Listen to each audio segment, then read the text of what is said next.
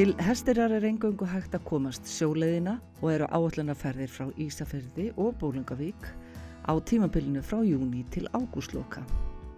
Á Hesteyri byrja flestir göngumenn göngur sínar Hornstrandar friðlandið. Læknishúsið á Hesteyri lítið fjölskyldurekið kaffi- og gistuhús, staðsett í stórfenglegri náttúru Hornstranda. Hrólfur Vagnsson annast þar reksturinn ásamt móður sinni Birnu Hjaltalín Pálsdóttur. Hrólfur, hvenær komst þú hingað fyrst? Allra fyrst kom ég svona 1966-67 með foreldrum mínum.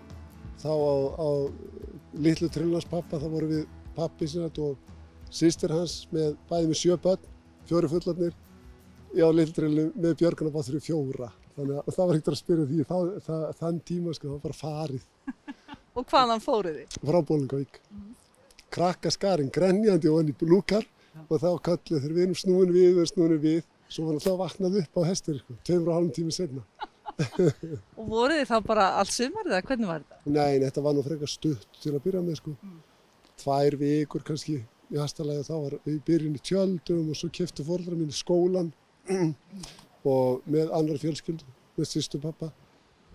Og síðan mörgum ára seinna, ekki fyrir 93, sem var læknishúsið hérna kom í hendur mömmu sem á það ennþá. Hvað ert þú búin að vera hérna þá samfleytt lengi núna? Alveg frá 2006 þá fór ég að taka svona, koma og hjálpa mömmu. Hérna systur mínar voru mikið á undan mér, ég var alltaf út í löndum, bjóð þar og bý enn, veituna. Og síðan 2006 kom ég þá hverju sumri. Hvað það sem dregur þig? Það þarf ekki að útskýra. Nei, allt þetta.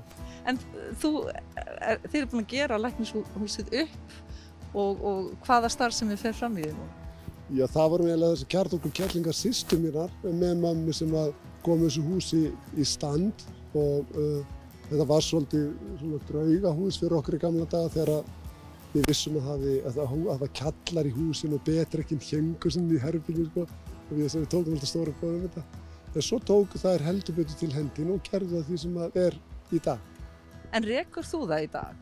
Já, ég og mamma. Mamma fyrir vestan og við hringjumst á daglega til að sjá hvernig þetta gengur og hvað að gera og svona. Og hvað í boði í læknishúsinu í dag? Sko, það þetta gista hérna. Við erum með eingöngu 3 herbergi í húsinu. Þetta alveg lítið þó að þetta sé stórt á mælikvarða hérna. Þá eru 3 herbergi og við getum komið fyrir 16 manna hópum. Ef það parast vel.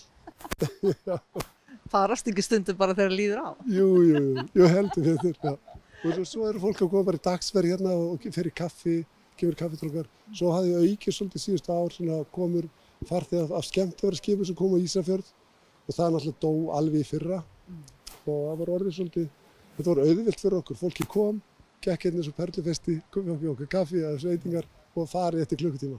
Þannig að það aðeins að byrja aftur. En hvernig sérðu þetta þróast? Viltu hafa þetta svona bara eða ætlar að fara að gera eitthvað meira? Nei, alls ekki. Og þetta ekki alveg stútfullt allt sumar. Þetta bara í júlí eiginlega sem þetta svona vel sótt og vel bókað í gisting og svona. En svo feitar þetta út í ágúst. Ég kom mjög snemma þetta ár í byrjun maí og ég vonast, þá voru svona skíðahópar sem kom hérna á fjallaskíði. Það tókst rosalega vel. Voru svona 2 fyrstu helgarnar í maí. Fólk alveg yfir sig hamingjusamt. Og við ætlum að prófa kannski á næsta ári að færa þetta alveg fram í apríl.